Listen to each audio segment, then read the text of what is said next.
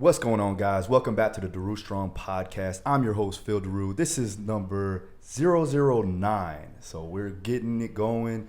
Episodes are flowing. Oh, man, I'm rhyming today. I like it. Anyways, so today I brought on an amazing guest, one of a good friend of mine, known him for a long time. You guys probably have seen him on my YouTube channel. And you probably seen him on the Countdown show with Dustin Poirier. Mr. Mental Muscle himself, Nick Davenport. How you doing today, Nick? Hey, what's up, Phil? I'm glad to be on here. All right, so before we go ahead and dive in to a lot of things when it comes down to cognitive conditioning, I know you guys have probably heard that term before, especially what we talk about a lot in my videos. I do want to make sure that we thank the sponsors. Revive MD. Revive is the top of the line supplement company that I personally recommend to all of my athletes because of the quality of the minerals, nutrition, and the test of the ingredients found inside. Now, you guys know how anal and methodic I am about my health and performance, which is why I personally take my athlete stack that I created with Revive. Now, if you guys click the link below and use the discount code Daru Strong 20, you'll get 20% off your entire store, including my personal athlete stack, which all of the supplements I take every day for health and performance. All right. So also, I want to make sure that you guys get that free MMA off-camp training program. This is a 6-week MMA program that is for anyone who needs off-camp training, strength and conditioning, whether you be an MMA fighter, boxer, judo, whatever the case. Any combat sport in general will fit the needs. This program is completely free, and if you go on and find it on the link below, the description there's no need for credit cards or anything like that. Just make sure you subscribe to the channel, Daru Strong Podcast. Subscribe, like, and we'll get that out to you, okay? Also want to make sure that you guys remember that I do still have 50% off on my brand new body weight only program, Body Armor. It's an 8-week program specifically designed to help you get in shape, maintain your strength, and also increase your explosive power and endurance with just your body weight. So check it out in the link below, and let's get to the show. Welcome to the Daru Strong Podcast. Daru Strong Podcast. Let's go. Mind over matter. Put your mind somewhere else and keep going. That little voice in your head is trying to stop you from getting to where you want to be. Be successful and keep moving forward. With your host and world-renowned strength and conditioning coach, Phil Daru. What's up, Nick? Hey, not much. All right. Getting the day started. So let's talk a little bit about how we met. Now, a lot of people think that, we just met recently, but a lot of people don't know that we've known each other since high school. We played high school football together. Came up. I was kind of picking on you a little bit. Yeah. I remember that. And that was only because I'm the type of captain that wanted to make my guys tougher. But Nick is a very tough individual. Don't get me wrong. It's just, again, I used to be that type of person. I remember the first time I ever was on a plane was when we went to Rutgers, and you were sitting behind me, you and David Lewis. Shouts out to Dave. And y'all were like, hey, Nick, man, we could crash. There's a possibility we could crash. Trying to scare me and junk. I'm like, man, I ain't scared of that. Yeah, I was an asshole back then. So, all right, so let's go ahead. But you was a cool asshole. That's it. So you got your degree, right? Mm-hmm. Went to Bethune-Cookman. Yes, sir. And then you finished up to finalize your degree. You got your master's. Psychology. And sports psychology it's exercise science with a specialization in sports psychology. So I got a little bit of the strength and conditioning side from that, and then I got into mental work too. Perfect. And I remember you on Facebook back about maybe 8 years ago, hitting me up and asking me, what I was doing, and he seen that I opened up my own gym. He was opening up his own gym down here in Broward, and we just needed to work together at some point in time, at some capacity. And I think the timing is always right. It was crazy because we did go back and forth over the years, and you obviously blew up. I just kind of stayed a little low key because my mindset was not just fitness. That's why I probably didn't get as big as I could have been. Yeah, it's very intriguing what you do, and people don't understand it to a degree, right? Yeah. So it's groundbreaking in the sense of, you're the first to do it, in my opinion, for what I've seen. So go ahead and tell the people who you are really and what you do now with the athletes and the tactical population. Yeah, so like you said, with the mental work, even people in the field, they don't fully get it, in my opinion, because I'm big on the full immersion of an athlete or a performer. It's not just one thing, not just strength, not just conditioning, not just mental. I said, why can't all that be intertwined? Because like you're a great strength coach. You're not going to talk about mental. I'm good at mentals. I'm not going to talk about strength for someone who's good with vision training. But I was like, but we need all that. So that's why I said cognitive conditioning should be a program where we take a little bit of all these populations so the athlete can be well-rounded. Because you can go back to when we was even high school. Like, I was never the fastest athlete. I was never the strongest. But I feel, you can correct me if I'm wrong, I had a good portion of everything. Like, I wasn't the best football player, but I knew, like, if I could be fast here, but if I'm not fast enough, I could be strong. If I'm not strong enough, I could be quick to react. So that kind of led up to this point, because that's the kind of player or athlete I was. Yeah, you were completely well-rounded in that aspect. And I remember just having the right amount of speed, the right amount of power, and also knowledge of the game, which is really good. And that gets overlooked a lot of times in a lot of high schools, because again, we're just looking at athletic ability. You know, you're not looking at how well they can treat the system and how well you can monitor your own strengths to help develop the entire team's success.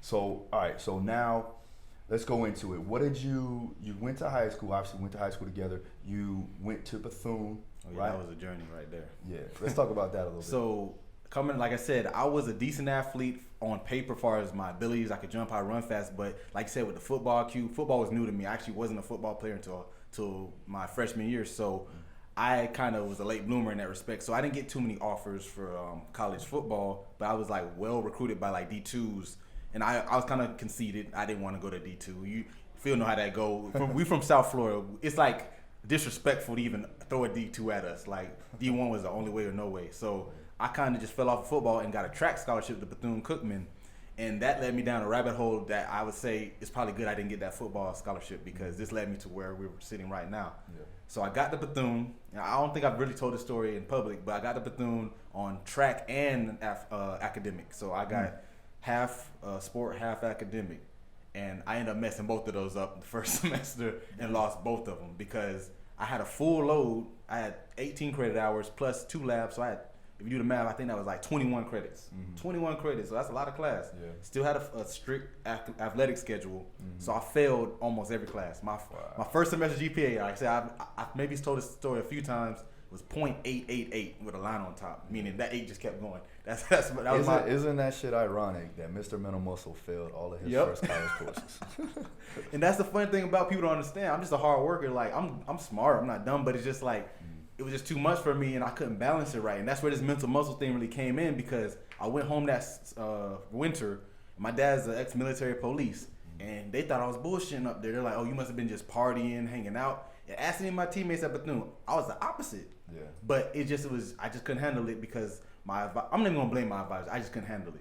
So I said to myself, either I go to the military, get some money, and figure life out, maybe be a police like my dad, or appeal this and go back. And obviously I appealed it, went back, lost my academic, which is a lot of money because Bethune was like $25,000 a year, so it ain't cheap.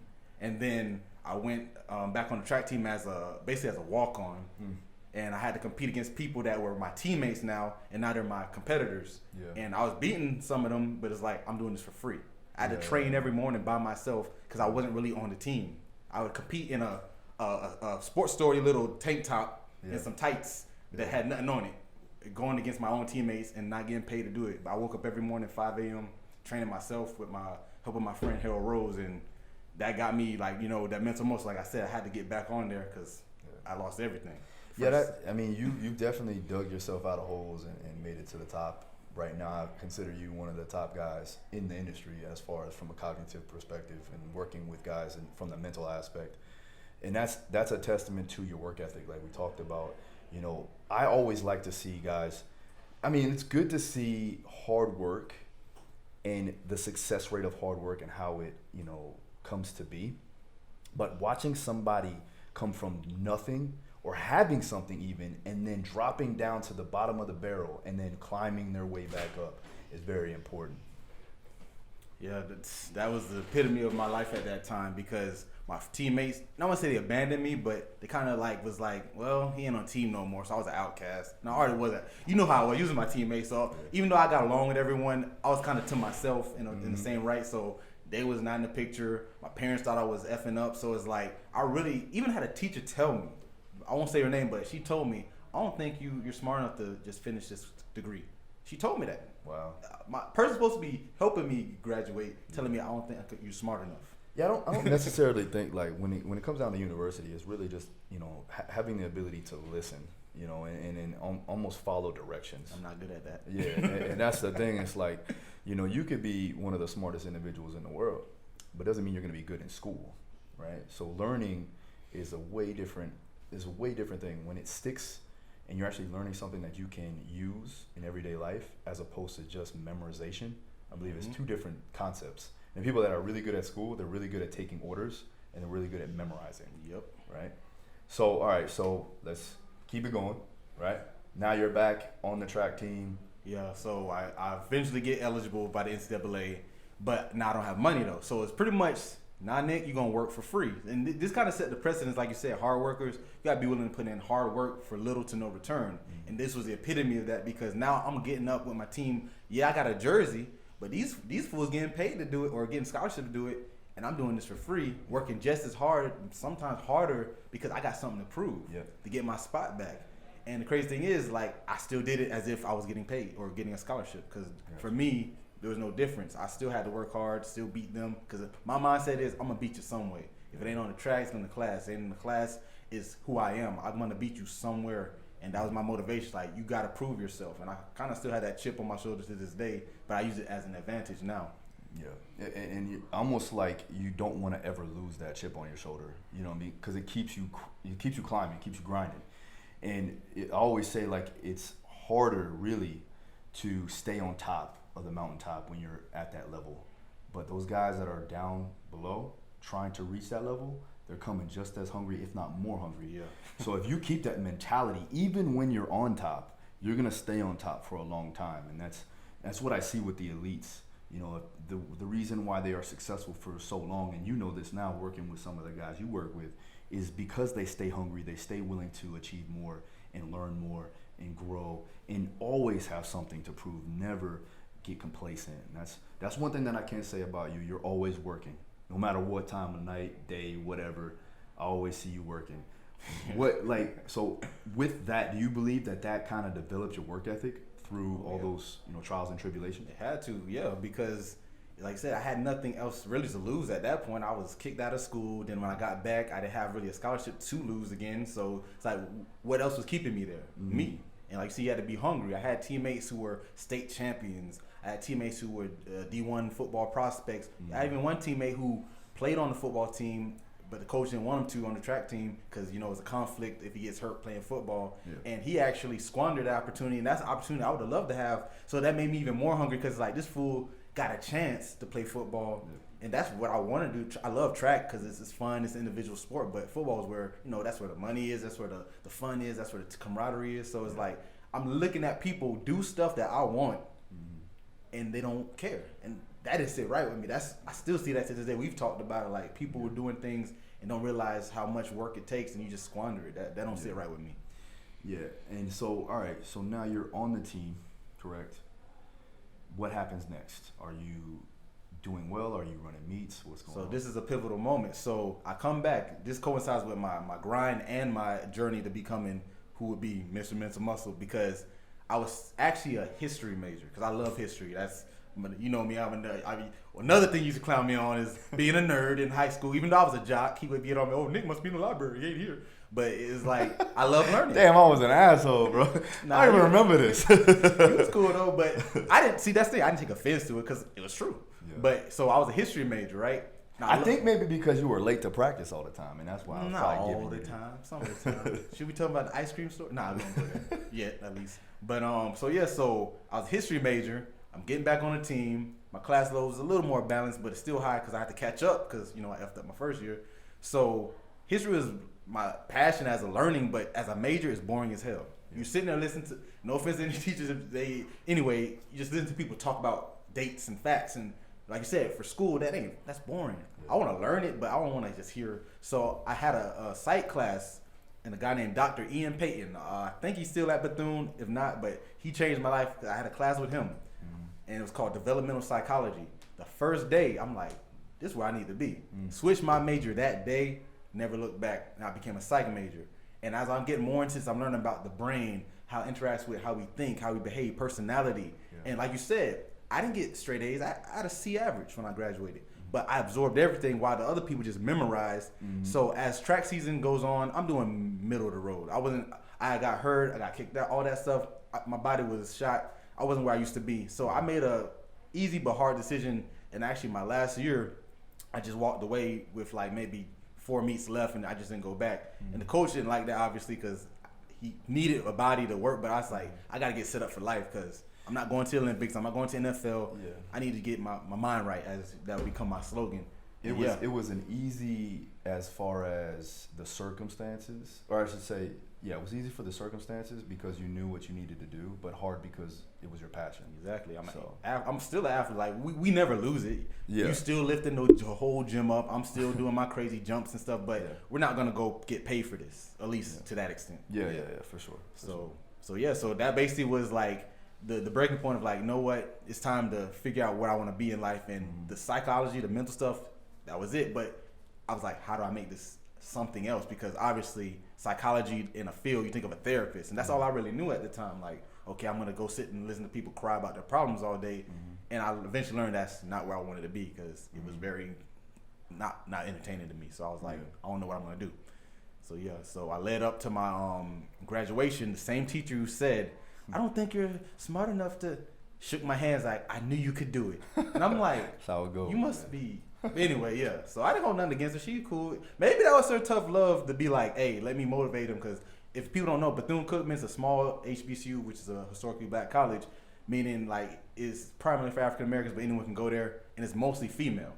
So feminist movement, whatever, I was targeted a lot as a minority in a minority school, if that makes sense.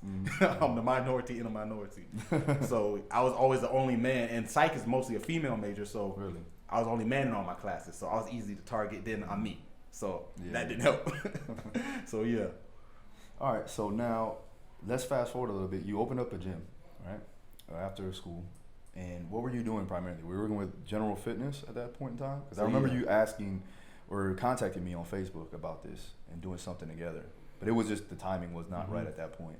Oh yeah. What did you have going on? So you opened up your own gym. What year was that? So that was 2013, and it was mostly general population. Even though I worked with athletes like through Patrick Peterson, his dad had a speed, a combine training. I did that as like an intern, but my spot was more so just people trying to get in shape, which really wasn't my passion. And that's kind of, I think, why I didn't develop and where me and you differ. You can make things happen, I feel, regardless of the situation. And while I can do that too, I'm more of a like, okay, if it's not truly what I want, it's not gonna, not saying I don't give my all, I definitely will, but it's like I don't make it come together as it should, because in my head I'm like, you know what, I'm focused on this side project that I really want to do, but this is what I'm doing in real life, and they don't match up. Like you, I see it. You were on 8 podcasts yesterday, playing with your son, calling me on a conference call with 4 other people, like, I can do that, but something's going to fall by the wayside. That's been my issue. But I say taking a page from your book, I've learned to adapt to that more in my career and stuff too.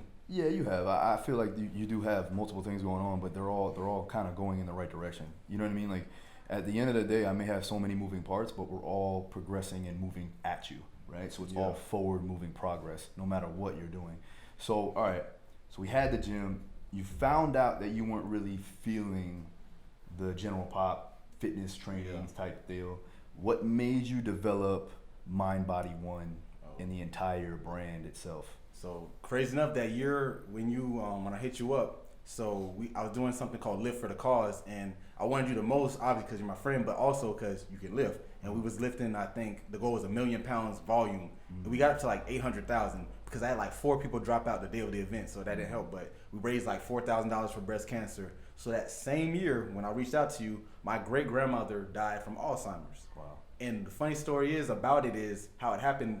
One of my best friends, his name is Dante Sales. He ran track. He was a top-ranked sprinter in college. He had fell off after life. He had a daughter. His grandma died. He left the track world, just working 9 to 5. And one day I hit him up. I'm like, you was fast, man. You should try to go one more time. So he starts training for the Olympics. Opens up at, I think, 10.2. And if you know track, that's decent. It's not Olympic yet. It's like maybe a 10th or so. It's right there. But for him not to run in 5 years, respectable. For sure. So we go up to Claremont, which is like in Orlando area in Florida, South Florida, or Central Florida.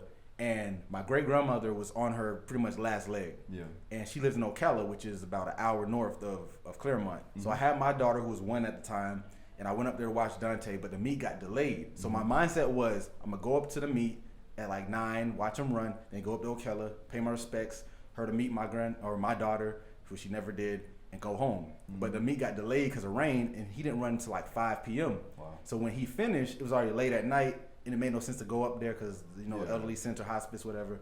So we just went home, and she died exactly a week later from that day. Yeah. And then in my head, I'm like, this is, when you say, why did I get in mind by the one, the mental? That was a turning point. I'm like, you know what? This is not where I should be. And I walked away. Obviously, fitness and training has a more lucrative industry because I don't got to explain to you what a squat is, a dumbbell is, a barbell. But I said, F it, I'm going to do where my heart is, even though financially it wasn't necessarily the best decision. And I had a newborn, a year-old daughter, a ex-significant other. So it's like, I literally took a leap of faith and said, I want to do this.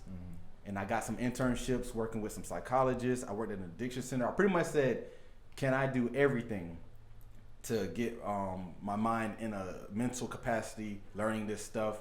I actually even was working at Target, because that's a whole nother story. I got laid off from my teaching job. People are like, what? This guy does too many things. But I was literally doing like 6 jobs. I was teaching, I was doing the addiction center, I was doing all that, and I got laid off from the teaching job. And I just ended up working at Target, listening to podcasts and ebooks on cognitive science, motivation, speakers, all that stuff. And in that time, working at Target, loading trucks and lifting heavy boxes, I was learning all this stuff, understanding how the brain functions and behavior. How can that translate to how a person performs just mentally? Not even just the physical stuff that you see with the lights, but just what was the mindset I go into a performance? What makes me stand up to the occasion, or what makes me fall to the occasion? Because both happens and can happen. Yeah, for the people that are listening and don't know what Nick does, I mean, go to some of my videos and you'll see, what we do as far as merging the two together from a strength and conditioning standpoint to a cognitive conditioning standpoint. But go ahead and give them kind of like a rundown of like what's the basis behind it, what's the outlook look like? Yeah, so basically in any performance, a sport, school, whatever, you need to execute in the quickest and or accurate manner. So if I'm in a fight, obviously my goal is to not get knocked out and hit that other guy as much as possible before that either that time goes out or he doesn't get back up. So in that context, what you see mostly on me and Phil's videos when I work with them is like, can I make them do that quicker? So either one thing's happening, they're able to perceive a punch or a kick coming at them so they can get out the way. Because if you look at any knockout, I actually did a video that I posted a few months back. It's just mere milliseconds. So if I can get that 0.2 of a second down to 0.1 of a second, it doesn't sound like much on paper because it really isn't. But in physical form, that means you just missing a kick or you just missing a punch in your face or whatever it may be, which can mean you on the ground and not. So my goal is to lessen that time for you to pay attention to what's going on and do it in a calm but controlled manner. Not saying you got to be easy, mellow. That's not what I mean. But can you do it in a situation where intense pressure does nothing, easy pressure does nothing? You look at it both as the same. Like I say, the best performers can see an easy task and a hard task is exactly the same. Like I think we were talking about this other day when I squat, and you might do this too. I don't care if it's just a bar or 500 pounds. I'm approaching it as 500 pounds no matter what. Because if I practice with just a bar, lackadaisical and loose, I'm going to do that in a lift. Same thing in a fight. How many people practice how they train? And our goal is, can we get you mentally thinking and processing in a way that you're unaffected by outside stressors and distractions and can do it quickly and effortlessly as possible? Yeah, that is a major thing. Like making sure that we put in a stimulus that allows them to still get their positive adaptations without stressing them physically is another great thing that we do, especially when it comes down to in-camp training. When I have a guy that's been beating their body up constantly every day, we like to transition or change it up a little bit and do the cognitive work because one, they're still training when it comes down to a progressive standpoint.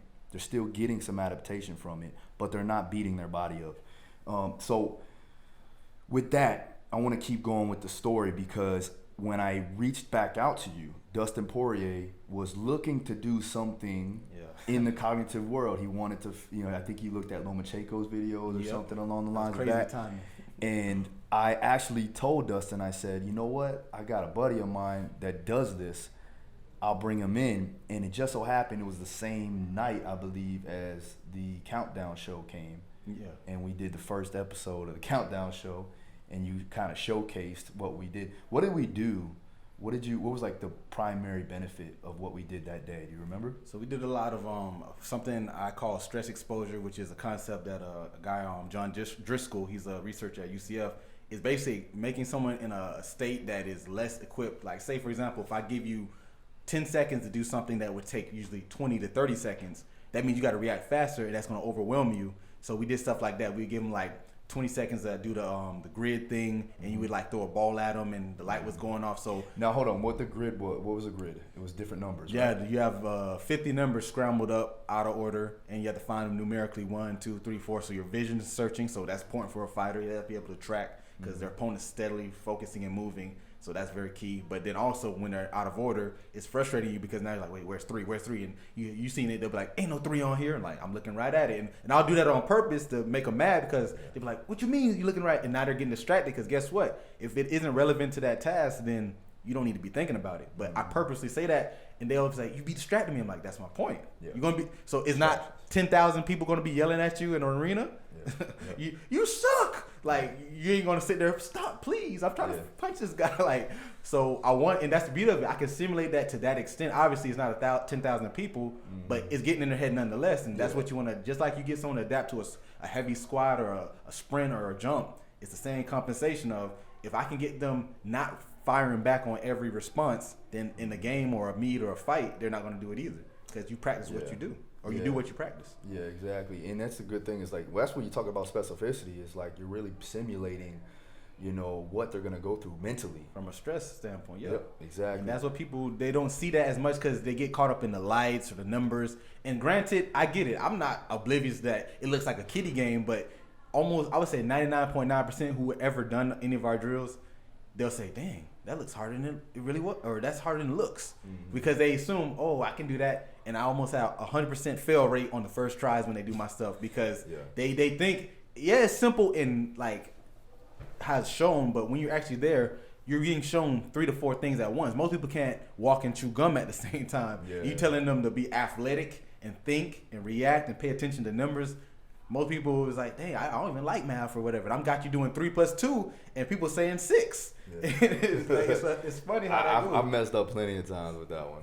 If you check out our recent video, what we were talking about. Oh, the count? The count. Plank count? Yeah, that was crazy. I was like, man, I forgot how to count by 3s. But I guarantee any one of your followers who watched that and did it messed up too. I messed up because your body does not, or your brain and body doesn't like doing multiple things. Yeah. It competes. One side of the brain saying, or one part of the brain saying, make them balance or coordinated in the plane. The frontal plane. Yeah. So no, it's cerebellum. Cerebellum and frontal is. Frontal is the prefrontal is when you're doing problem solving, planning. So they're both trying to say, hey, we need to do this. No, we need to do this. Guess what? None of them do it. That's why you mess up. Until you get better, then like. I know I was just probably jumping the gun, but the tactical population I work with, guys who literally go into countries and kill people, like they can't have that happen. So that's why it's important, whether you're a military or a fighter, whoever, to be able to calm both sides down and make them run parallel. Because the myth of multitasking, while you can't physically multitask, you can switch back and forth to a pace that you won't notice that you're doing both. And people can do this. That's why the crazy videos you might see me with the Mosey handwriting. Yeah. That's because I practice what I preach. Like I can do multiple things at once. We do see that. You do. And I think that that's one of the things that people don't like do most of is like they like to bark out orders and give out instructions, but they've really never done it. Do your own program. See how it affects you. And then you can go ahead and give it to other people. And that's what you do a lot of. I see it all the time. They call me out on it. They'll be like some of the fighters or one of my NFL guys, he called me out hard. He was like, man, you do this shit. And then I'm like, okay. And I killed him. And I'm like, now what? Well, you made it though. I'm like, so I can't. You probably do it the same. Like, well, you program it, but you squatted over 600 pounds. You've earned your keep. That's not an accident that you did it. Athletes are always gonna talk, even if they they don't win. They're competitive, so that makes a lot of sense. So like, all right, so let's say for instance we get an athlete in, right? And I just want to go over the assessment protocol, right? We get an athlete in. What are we looking for from a cognitive standpoint on the assessments? So vision, I want to see how quickly they can see. Peripheral, I emphasize probably more, only because with peripheral, you're tracking things from outside of your central view because we see right in front of us is obvious. Like if I'm looking at you, that's easy. But all of a sudden a fist comes I need to be able to track that. So when we do some of the drills that for peripheral, it's important because now I can see how quickly he can attend to something that isn't in his direct focus. Because I'm more worried about that. I'm not worried about what he can straight up see. Yeah. Rarely do you see someone get knocked out from something right in front of them. Yeah, you know, yeah, it's something definitely. caught off guard. Yeah. Like I'm looking at a picture of Essen Barbosa and his famous kick against Terry Edom, I think his name was. And I think that was like kick of the year or something. Yeah. And he Probably didn't a century. Yeah, probably he went rigor mortis, right? But not to make fun of him, because obviously it's Essen Barbosa, so it ain't like a slouch from the street, you know. Yeah. But the fact is, I broke down that video on my Instagram one day, and I did the exact timing. It was like 0.36 seconds between when Essen launched the spinning wheel kick and when he got hit.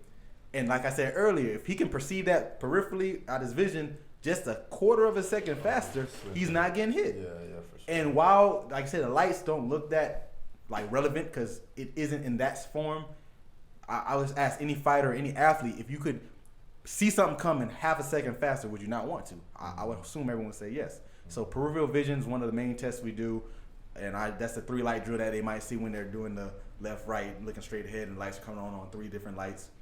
So after vision, we like to do more of something called working memory. So not to get too deep into the science of it, working memory is kind of like, I say, your bench press of your brain, because you know how people be like, hey bro, what do you bench? Even though there's better lifts, I feel like a squat or deadlift to perceive real strength, but obviously bench is what most people do.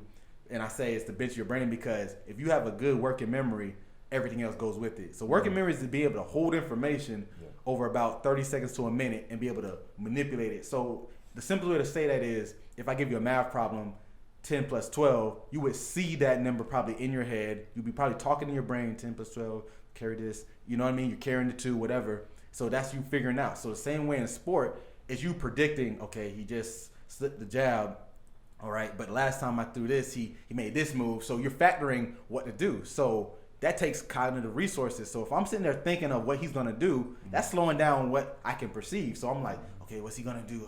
The next thing you know, he punches you. Oh shoot. Now someone who has high working memory, they'll be able to factor all that prediction and planning. Okay, I did a leg kick, he backed up. And they'll still be able to perceive to what's happening outside of them, because someone with low working memory, they're going to be so caught up in what they're trying to formulate in their head, they're not going to see what's happening outside of them, and that could end very badly. Yeah, they're almost playing like checkers and not chess. Exactly. Because checker, you just one move here. Chess, you got to see, okay, L goes there with the queen or the rook, and this one does this shape, and you got to remember all the different patterns. You got to be thinking 3 steps ahead all the time, and that's the fight game in general, and also with the other athletes that you work with a tactical population, you work with some hockey players too as well. What do you see there primarily that they are lacking from a cognitive standpoint? So with the hockey, that field, like them, they're pretty good with peripheral, even though that's obviously still emphasized. And like I said, you don't have to be sick to get better. You still work on it. But hockey, I guess, is like being able to react like from something that's outside of their current form. So like that goes back to working memory. So we'll do stuff where they have to remember a set of maybe numbers or color patterns. So if I show them on an iPad screen, red, green is flashing every second and disappears, and you only see it for like half a second, so you don't have a lot of time to see it, and it just goes by 7-8 colors. You have to remember those, but then I make you do another task unrelated and come back to it. Yeah. So now not only do you have to keep the plan, reorder it in the order you saw it, but you have to execute the task that I give you. Like I might just say do a sprint down and back, something simple as that. Then come back, what were those numbers in or colors in order? So something like that is, you say, oh, where's the relevance? But think about it. You have to be aware of the perception of the field or the court or the rink, the cage, the ring, whatever it is, and still be aware of what your coaches are telling you, because you're hearing them, throw the left, throw the, whatever it may be. So you got to be aware of everything, and people say that seems like second nature, but it really isn't. You have to learn these skills and get better. Yeah, there is people like a LeBron James he was going to be a talent no matter what. But obviously he still works on it. Yeah. Just like with these skills, you can work on it too. And a lot of people don't see that. You know, it's funny because you say LeBron, and he's obviously like the elite of the elite. But you also can utilize this with children. You can use it with kids and first-time trainees, all the way up into the elite level athletes. What differs from like you training the kids, obviously, as opposed to like a LeBron James? So that's the beauty of my program and the cognitive conditioning method, because I made it like almost like a format that you just really changing the implementation. The framework is always the same. I still want to have something with working memory, having them hold information and do other tasks. I always have something with some kind of reaction or decision making. It's just with them, the implementation is going to change because obviously, if like my daughter, our children are the same age, so we're not going to show them 5 + 3 on the screen real quick and have them. They probably can do it, of course, but it's like that's too high level for them to process and perceive. True. So I'll do it maybe just like the number itself, just like 1, 3, and have them remember it that way. So it's just changing up how we implement it. Because I literally do the same drills from my daughter in that age range all the way to 80-year-olds and everything in between. It's just that I might have to hold it up on the screen longer, or the light stays on longer, or they give more time overall because just like physical, I'm not going to give a 10-year-old to try to make him squat 300 pounds. Like, obviously he can squat, but he's not going to be able to do a barbell squat of that nature yet because his body's just not strong enough. Yeah, you have to develop the basics. Exactly. That's the one thing that we do with the physical training is getting their general physical preparedness up. So that's the same concept. You start from the baseline and you work your way up. And at the time, if they're working with you at a young age, by the time they're 22 and at the prime of their career, right, looking to either go to the Olympics or pro level, they have that already mastered almost, right? And now it's just getting in, throwing more things at them, right? Throwing more, details at them. Exactly. So with that, I know a lot of kids, and I have 3 children of my own. You have kids, or one. A lot of people say they have problems because of technology nowadays with paying attention to details. Do you feel, first of all, what do you think about ADHD in general?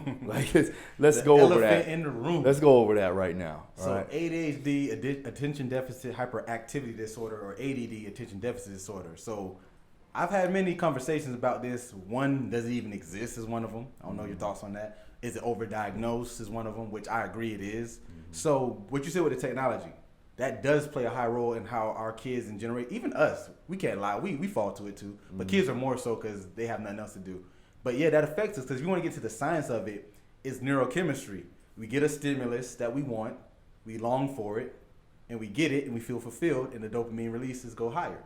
So when you get a phone, text message from your girlfriend or your whatever, ding, you're happy. So these kids, they get it from the games, they get it from the girlfriend, boyfriend, whatever it is, and they're longing for that. So that does take away. But from just the standpoint of like ADHD as an ailment, it does exist. It's just the fact that you got to understand what it even is. Most people don't realize ADHD is actually, they're not getting enough stimulation. Most people think they're too stimulated. It's the opposite. They don't get enough. Therefore, they need to fulfill that void of the lack of dopamine and other neurochemicals by doing stuff that makes them get it. That could be being bad and acting up, jumping around off the walls, talking too much, cutting people off, promiscuous behavior. There's so many ways to fill that gap. So you're really trying to fill the void. So ADHD does play a role, especially with the younger population, because they're not good at like channeling it right. Most kids who get diagnosed is usually because they're doing too much in class or not doing enough.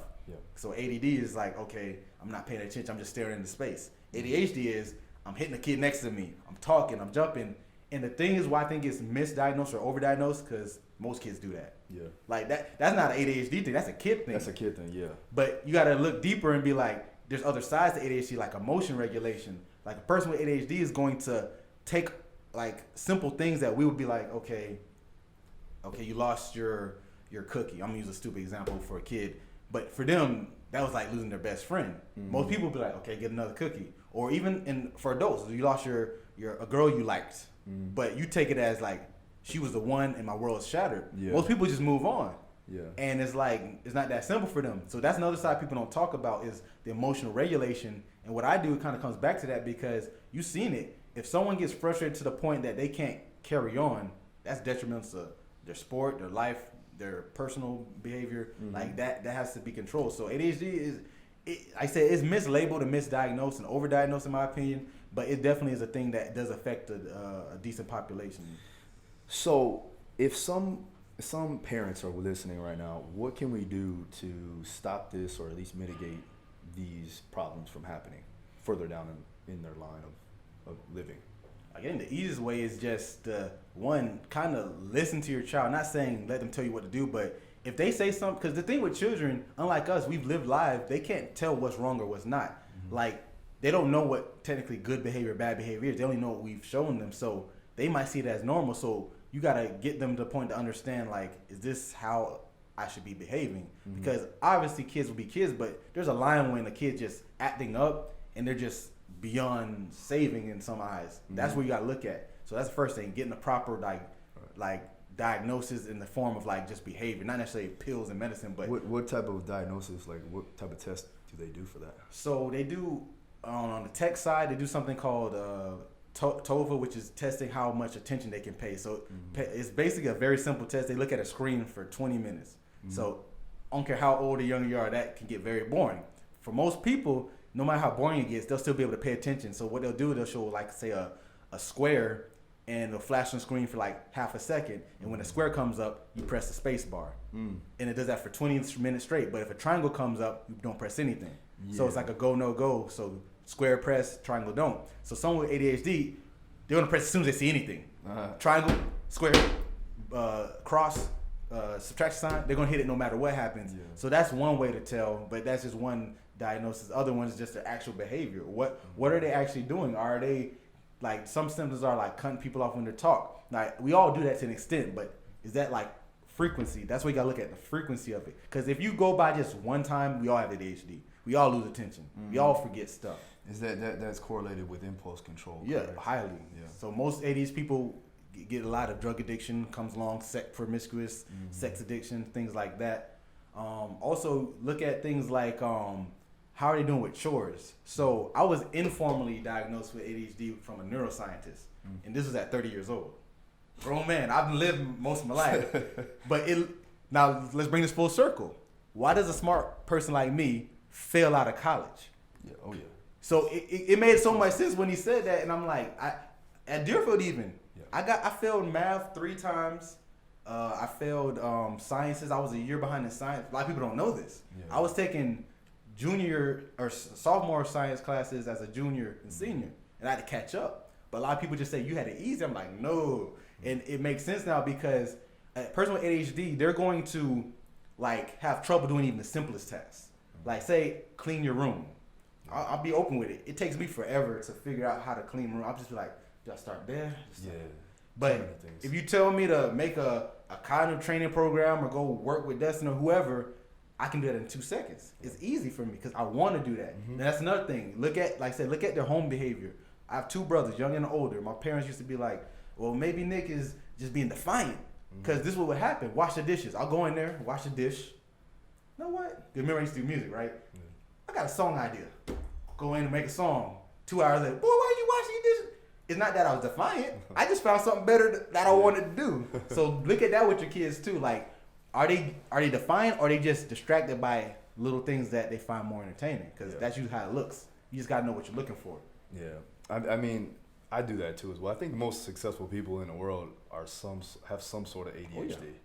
You know, because your brain, the chemicals, you got too many things. I cannot do one thing at a time. That's part like of that's it. that's my you know that. Oh yeah. I cannot ever do just one thing. How much tabs you got open? Yeah, right. And so for me, I found a way to structure out each day to where I will focus on a specific task for a given amount of time. And then I know when my time's up where I need to go and switch to the next thing. And then it just kind of goes into a circle. So I may spend 15, 30 minutes on reading a chapter in one book, and then I may spend 15 to 30 minutes, resourcing or going on PubMed or something like that when it comes down to self-education. Do you think that that's something that somebody would be able to do to mitigate you losing control of like what you're thinking about? Definitely. Those coping mechanisms, like, we're adults now, so that's easy for us. So it's hard. That's why it's hard for kids, because they don't know how to do that. So that goes back to that frame of questioning, is like, they're not going to know to make a schedule. Like, I do that too now because I can't focus. But we were fortunate, I think, how we did it, because we lived in, I think, the perfect generation that we were old enough that we had the old days, but we're young enough that we got some benefits, is that we transferred it through school or sports or music, whatever it was. So that kind of mitigates that. But think about all the kids, like, you probably can see it now, even when we were playing football. we were probably the few that actually had extracurricular. Like, I don't care what it is. Ours happened to be football and sports, but that kind of takes away from that because you can't be out doing nonsense if you're at football practice. You can't be out doing nonsense if you're at debate club. But most kids aren't doing that, so they don't have those mechanisms, and they turn to stuff like, say, drugs or bad relationships, and that messes them up. But now that we're older, we fill it up with entrepreneurship. You're never going to be able to sit down. Like, people say 9 to 5. I don't know what that means. I had one 9 to 5, maybe a real 9 to 5 was teaching. That's about it. I don't think I've ever had one. I don't like the first time I got a paycheck was through American Top Team. See what I'm saying? I was 26. But that's no coincidence. If you look at that's no coincidence though. I used to put money in my shoebox. I remember that. My wife was like, "You're a grown man. You need to get a bank account." But that makes a lot of sense when you say the great minds. Do you know the story of Walt Disney, how he came to be? Or I did hear a little bit about it. Yeah. These are people who they weren't the most, like, what's the word, like financially literate. They like you say, putting money in shoebox. Disney got his first studios evicted. We were talking about this with a dude earlier, like numerous times, like every other week, locked out. Yeah. And people will say that's a waste of money. You're putting all this money in something that ain't taking off. Yeah. Now imagine if he had listened to them. Of course. We wouldn't have Disney World. Yeah. Or you look at like someone like you know the story of the Kellogg's brothers, like cereal. Something is like cereal. Did you know how revolutionary these dudes came up with a way to take it was like wheat that got kind of stale. And they said we could just throw this out. He's like, you know what? Let's just crush it up into little chip or flakes. What was born? Corn flakes. Oh, wow. And then someone stole that idea, and his name was C.W. Post cereal. And it's like these are all people who just didn't think on the same level. People's like, this is just cereal. It's what they call it, cold like porridge, because porridge was a thing. The little grains and oats. It's like, what is this cold porridge? Yeah. But now we eat it every day. Well, we don't eat, but most people eat it every day. And that's what we're kind of doing, I feel like. But it's harder, I guess, for us because it's 2020 and people can just go on YouTube and see what you're doing. It's like, oh, I did this too. Yeah. But it's so funny because you do this a lot too. It's like I see like little sticks and things like that you make for all the, like in the gym we got some last night. we got sticks laying around, we got boards, we got sheets. We got spray paint all over the place, and that's just for making what Nick does with his cognitive conditioning work and his Mr. Mental Muscle, Mind, Body, One stuff. I was actually driving on the way here, and I seen a truck full of PVC pipes. So, like, in my mind, I'm like, damn, those are a lot of rollers that we could use. See what I'm saying? Those are a lot of, like, sticks that we could use for mobility. You don't see it the same. Not as, like, it's just a PVC pipe, you know?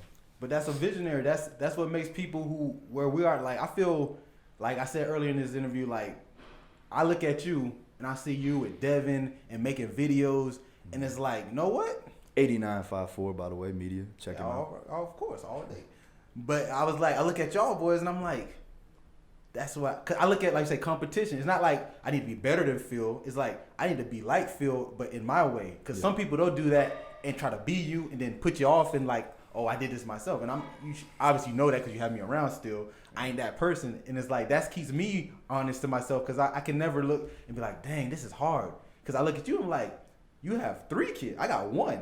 You have a wife. I don't have a wife. That's, I guess, my benefit. I can kind of move a little more easier than you. Yeah. You not saying you can't move. I'm not saying that. But I don't. Maria, don't kill him. Yeah, that's what but it's like, she ain't listening. If I could. Don't worry, she ain't listening. But if I could look at you and be like, all right, he ain't doing it, I can't do that either. And that's what I look at. And they say iron sharpens irons and magnets attract. Like, that's what this is. And I don't think we either, and any person in your circle outside of me and my circle outside of you, is similar people. That's why you met people about around you that weren't like your friends or cool with, but you didn't feel like, damn, who the hell is that? Yeah. Because I would never be around a person like that and vice versa. I've never been around a person you are cool with and be like, who's hell? Because we don't associate with those people, and I think that's what differentiates the great people from like who we're trying to be, like the Fords and the Steve Jobs. Like, you look at any of them, they lost their businesses. Like, Steve Jobs got kicked out of his own company. Apple said, we want you to step down and be a figurehead. He said, nah, I'm gonna leave. Made his new company, put them out of business pretty much. Not out of business, but make them beg for him back. Yeah. And it's kind of like that kind of mindset is like, it's okay then. If he can go through that, we can go through that. Yeah, there's commonalities in successful people, as you can see, like the Henry Fords, Warren Buffett's, things like that. See, like study these individuals. If you guys are listening, make sure you study these individuals because again, they leave common clues, and you'll see that very consistently throughout each person that you look up to or that you've read about or that you see on TV. So, Nick, any final thoughts? I'm going to give you two of my famous questions that I ask all the guests. Okay. The first one, I know it, but I want the people to know, all right? What is your daily routine at the moment? Okay, so typically get up around 6, 7 the latest, and I go check my emails. I plan out like many tasks of the day. So not necessarily saying I got to do this at 8, 9, 10. I just be like, these things need to be done by the time the night comes. Mm-hmm. And I'll maybe like 4 or 5 things. So it's not too big or crazy. And then I'll head over now, since we have the facility now, I'll come over here and I'll maybe plan out a video or two, shoot that, and then get ready for a session if I have any. And today's a Tuesday, so will be some fighters coming through. Mm-hmm. I'll do that. And in between the fighters, I'll be thinking of like new ideas for other things. Like you said, we're never doing just one thing. Mm-hmm. At some point, I'm probably looking at YouTube videos on my craft, learning about more cognitive science or psychology. Even though I have a damn near PhD, I have like 50 credits beyond the master's, but I don't have it yet, no doctor yet. But I still like to learn, so I'm either reading an article, research article on topics, or watching a YouTube video on topics to learn more. And sometimes I read stuff that I already know just to reiterate it in my brain, because like I know Phil feels this pain. Mm-hmm. My average caption post on IG that y'all see us post is between 200 and 300 words. Mm-hmm. That's a 1-page essay. If y'all ever wrote a page essay in your life in school, we pretty much every post, I think you post 2 to 3 times a day on your story, feed, and maybe 10 on your story. Mm-hmm. So if you do that math, you're talking about like 800 words a day. And it's not like we're not doing anything, right? Yeah. Oh yeah. Oh yeah. Like people think, oh man, they must have a lot of time on their hands. Negative. No. Pretty much how it goes, and you probably confirm this. I'll post it. Phone don't even get touched again for like an hour or two, and then that's it. But also in that day too, I'm also probably writing content for my site and my stuff. I know Phil does that too. So if you heard his days, it's similar. Only thing I'm bad on, I get better over my eating habits, because I usually eat once a day. I'll get better on that. So that's a bad trait, but yeah. So that's usually my day. I wake up, check what I gotta do, plan it out, execute it, learn something, and try to make something. When I say make something, not necessarily a physical product, but try to make something where there's a thought, an idea, a quote. Like, this may sound insane. Call it what, judge me if you want. I live my life like it's a biopic being recorded. So when this biopic done, knock on wood, whenever I die, they got something good to play. That's how I look at it. Bro, I thought you were going to say like the Fast and Furious quote for a second. I live my life a quarter mile at a time. I thought Vin Diesel was coming out. Right. My boy say raspy enough for that. All right, so the second question, right? And again, this is another question I ask. So for you, I know the podcast, the podcast stands for strong people doing great things. What does a strong person mean to you, and what do they personify in a way? I feel a strong person does what's best, not just for themselves, but those around them. And I don't mean just family. Like, if no one was looking and I did what I did, will it still be beneficial? Because a lot of people live in this, social media world of, I gotta be a highlight reel. I'm like, no, who cares? Like, if you give a homeless person some food, do that and leave. So I guess a strong person doesn't need the recognition. They don't need compensation. Now, don't mean you can't have it, but do it out of the need of bettering society. And that, like I said, it doesn't have to be the world's greatest inventor or product, but something that could make someone, at least one person's day, more beneficial. That's a strong person to me. Nice, man. I like that one. All right. Plug your stuff, Instagram, social media, all of that right now. All right. So Mr. Mental Muscle. I know that's a mouthful. Mr. Mental Muscle on IG. The MB1.com. That's THE, M as in Mike, B as in boy, 1.com is my website. I have 2 programs coming out, one for athletic population for cognitive conditioning, and one for kids. So you can check that out on the MB1.com. And yeah. Also, be on the lookout within the next year. We will be putting together a program together that will be available on my website too as well. So be on the lookout for that. All right, Nick, let's get to work. We got some fighters to train. We got a couple people coming in. All right, guys. So that was episode number 009. Hit me up. Make sure you subscribe to the channel on YouTube and make sure you hit the like button on any of it. Thanks again, and I'm out.